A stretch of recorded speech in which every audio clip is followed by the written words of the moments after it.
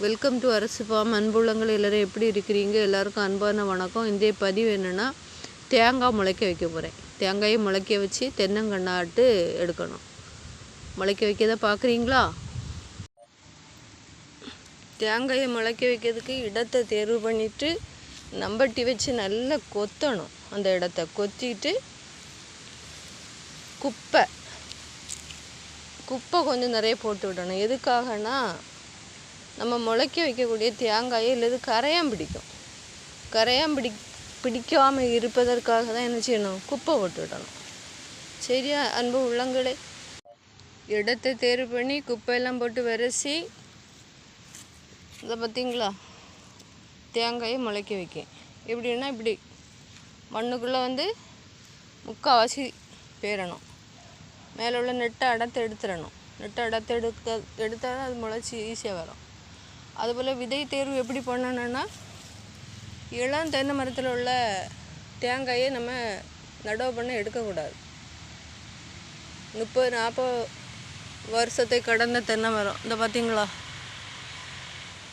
இப்படி வயது முதிர்வாக உள்ள தென்னை மரத்தில் உள்ள காய்ப்பித்திறன் கூடிய மரத்தில் உள்ள நல்ல காய்க்கல அந்த மாதிரி உள்ள மரத்துலேருந்து தேங்காய் தேர்வு பண்ணணும்.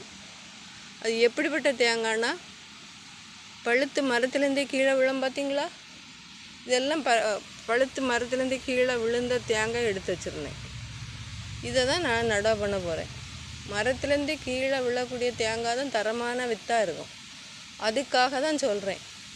அது மாதிரி வயது முதிர்வு 40-30 வயதாக கடந்த மரத்தில் உள்ள தேங்காய் தான் எடுக்கணும். மரத்துலேருந்து கீழே விழுந்ததை தான் எடுக்கணும். திரும்பவும் சொல்கிறேன், இளம் மரத்தில் உள்ள தேங்காய் எடுக்காதுங்க. ஓகேவா?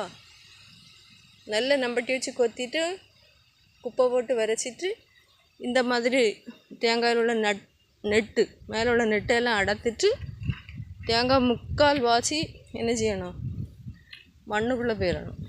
கால் வாசி தான் வெளியே தெரியணும். குப்பை எதுக்காக போட சொல்கிறேன்னா, கரையான் பிடிக்காது. இந்த இது தேங்காயில் கரையான் பிடிச்சுன்னா தேங்காய் முளைக்காதுல்ல, அதுக்காக தான். ஓகேவா? இந்த விட்டு தேங்காய் ஒரு தேங்காய்க்கு 28 ரூபா வச்சு தேங்காய் வரி தந்தார். ஆனால் தென்னங்கன்று என்ன விலைன்னு கேட்டால் 120 ரூபான்னு சொன்னாங்க. அதான் 28 ரூபாய்க்கு தேங்காய் கொடுத்துட்டு 120 ரூபாய்க்கு எதுக்கு தென்னங்கன்று வாங்கணும், நம்மளே நட்டுறோன்னு சொல்லிட்டு நடவு பண்ணுறேன். இது முளைச்ச பிறகு அடுத்த வீடியோ போடுவேன். ஓகேவா நண்பர்களே? இந்த மாதிரி லைன் பை லைனாக வைக்கணும்.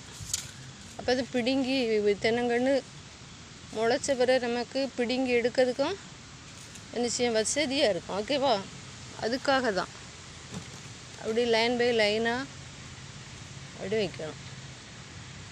இதை வச்சுருக்க பார்த்திங்களா, இப்படி லைனாக குழி எடுத்து இப்படி லைனாக வச்சு மண்ணை உள்ளே போட்டு இது பண்ணணும். அப்போ தான் நம்ம முளைச்ச பிறகு பிடுங்கிறதுக்கும் வசதியாக இருக்கும்.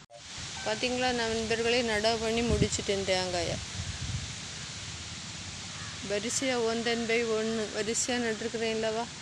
மண்ணை ஒரு அடி ஹைட்டில் சுற்றி வச்சுருக்கேன். எதுக்குன்னா, அந்த தேங்காய் முளைச்ச பிறகு நமக்கு இதில் அலவங்கம்பியை கொடுத்து தென்னி இலைக்கி எடுக்கிறதுக்கு பிடுங்கி எடுக்கிறதுக்கு ஈஸியாக இருக்கும். அதுக்காக தான் ஒரு அடி ஹைட்டு மண் வசதி வச்சு நட்டுருக்கேன். ஓகேவா?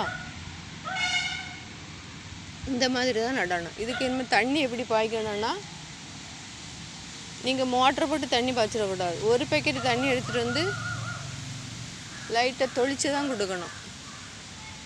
ஏன்னா ரொம்ப தண்ணி தேவைப்படாது. பார்த்திங்களா, ஒரு வாரத்துக்கு ஒரு 3 நாள் தண்ணி கொடுத்தா போதும். அதுவும் ஒரு பேக்கெட் தண்ணி கொண்டு தொளிச்சு அந்த மண் காய விடாமல் ஈரப்பதமாக இருக்கணும். அந்த மாதிரி லைட்டாக தொளிச்சா போதும்.